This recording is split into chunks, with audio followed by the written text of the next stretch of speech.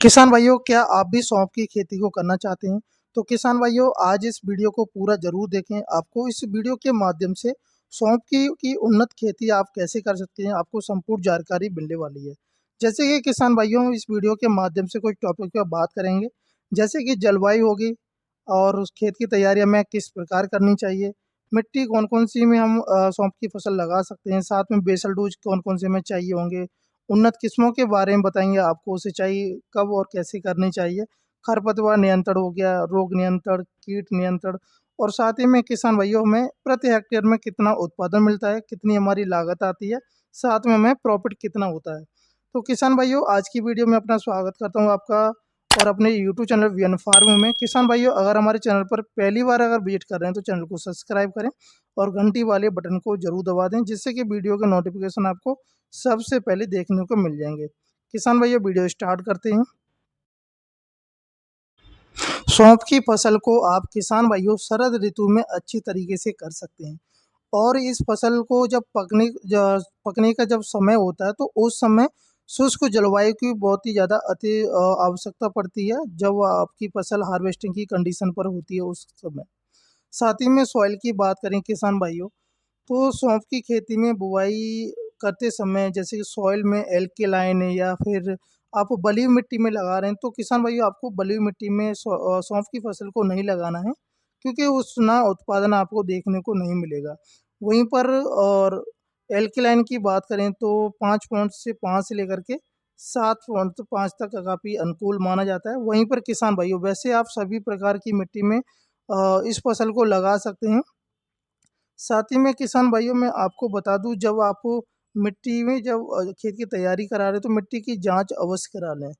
साथ ही में अब बात कर लेते हैं खेत की तैयारी हमें किस तरीके से करनी चाहिए।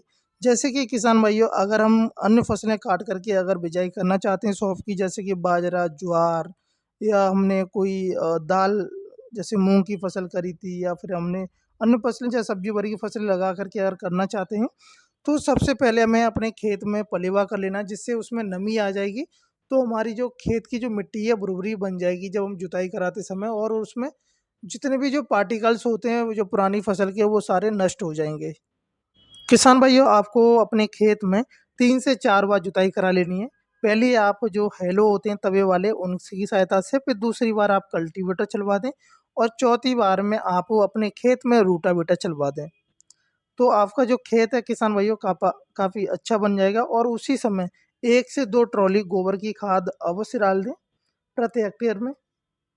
सौंफ की फसल में हमें कौन-कौन से रासायनिक खादों की आवश्यकता पड़ती है? तो बेसल डोज़ किसान भाइयों, आपको 40 किलोग्राम फास्फोरस और 40 किलोग्राम पोटाश प्रति हेक्टेयर की दर से आपको आवश्यकता पड़ेगी बिजाई करते समय। वहीं पर किसान भाइयों, बात कर लेते हैं कुछ प्रमुख किस्मों की जो काफ़ी अच्छा उत्पादन देती हैं। सीओ 1 को लगा सकते हैं, गुजरात फ़नेल के नाम से आती है 1, उसको लगा सकते हैं आप। आरएफ 35, आरएफ 101, आरएफ 125 और एनपीडी 32, एनपीडी 186 के नाम से आती है। साथ ही में किसान भाइयों, उदयपुर F31 और उदयपुर F32 को आप लगा सकते हैं। इन सारी वैरायटियों से कोई सी भी वैरायटी का आप सिलेक्शन करके अपने खेत में लगा सकते हैं। या फिर किसान भाइयों, अगर पुरानी वैरायटी कोई लगाना चाहते हैं, जैसे आपके यहाँ पर किसी किसान ने इस 1 साल पहले अगर उस फसल को जैसे वैरायटी को लगाया है, तो उसने अच्छा उत्पादन दिया है, तो आप उस वैरायटी का सिलेक्शन करके आप अपने खेत में लगा सकते हैं।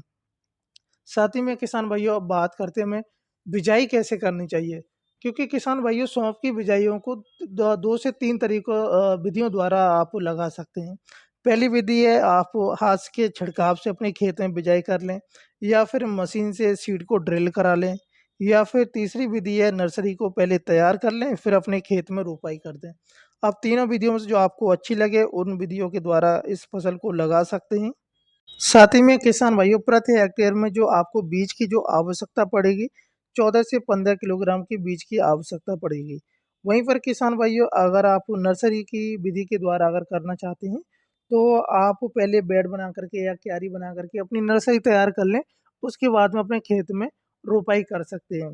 साथ ही में किसान भाइयों, जैसे कि अगर बात करें जैसे हाथ के छिड़काव से, तो प्लांटों का कोई डिस्टेंस नहीं बन पाता है। अगर मशीन से आप बिजाई करते हैं या फिर नर्सरी की रोपाई करते हैं, तो आपको डिस्टेंस बहुत ज़रूरी है, जो कि आपको दूरी रखनी है। लाइन से लाइन की दूरी की बात करें तो कम से कम 50 से 60 सेंटीमीटर होनी चाहिए, और वो पौधे से पौधे की दूरी की बात करें तो 40 से 45 सेंटीमीटर होना चाहिए।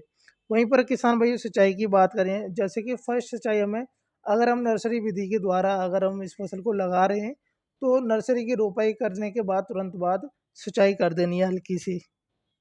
अगर आपने नॉर्मल विधि के द्वारा बिजाई की है, तो आप 15 से 20 दिन के बाद में हल्की-हल्की सिंचाई कर दें, या फिर जैसे कि आपने खेत में स्प्रिंकल लगा रखा है, तो स्प्रिंकल की विधि के द्वारा आप सिंचाई कर सकते हैं। वहीं पर किसान भाइयों, खरपतवार नियंत्रण की बात करें तो हमें कोई भी रासायनिक दवा का स्प्रे नहीं करना है खरपतवार नियंत्रण के लिए। आप निराई और गुड़ाई करते हैं, तो आपको 2 फ़ायदे होते हैं, एक तो आपका पैसा बचता है, दूसरा होता है आपका जो प्लांट है अच्छा ग्रोथ करता है और जल्दी से ग्रोथ करता है। साथ ही में किसान भाइयों बात कर लेते हैं रोग प्रबंधन की। कौन-कौन से रोग इस फसल में लगते हैं और कीट कौन-कौन से आते हैं? जैसे किसान भाइयों पाउडरी मिलड्रॉप या उकटा या बिल्ट रोग अगर आपको अपनी फसल में देखने को मिल रहा है, तो आप ग्राही सल्फर और केराथिन आती है, जो उसका दोनों का घोल बना करके स्प्रे आप अपने खेत में कर सकते हैं। और किसान भाइयों अगर वहीं पर बात करें कीटों की, तो जैसे कि माहू हो गया, पत्ते खाने वाले जितने भी जो कीट होते हैं, उनके लिए आप 0.2% की जो कार्बारिल आती है, उसका आप घोल बना करके स्प्रे कर सकते हैं प्रति हेक्टेयर की दर से।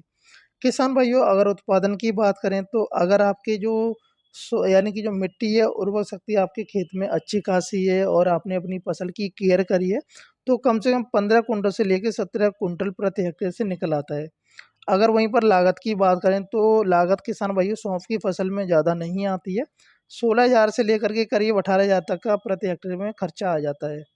और वहीं पर अगर हम लागत की बात सॉरी प्रॉफ़िट की बात करें तो 1 हेक्टेयर में किसान भाइयों अगर 15 कुंटल निकल आता है, तो कम से कम हमें 2.5 लाख रुपए का प्रॉफ़िट हो जाता है मोटा-मोटा।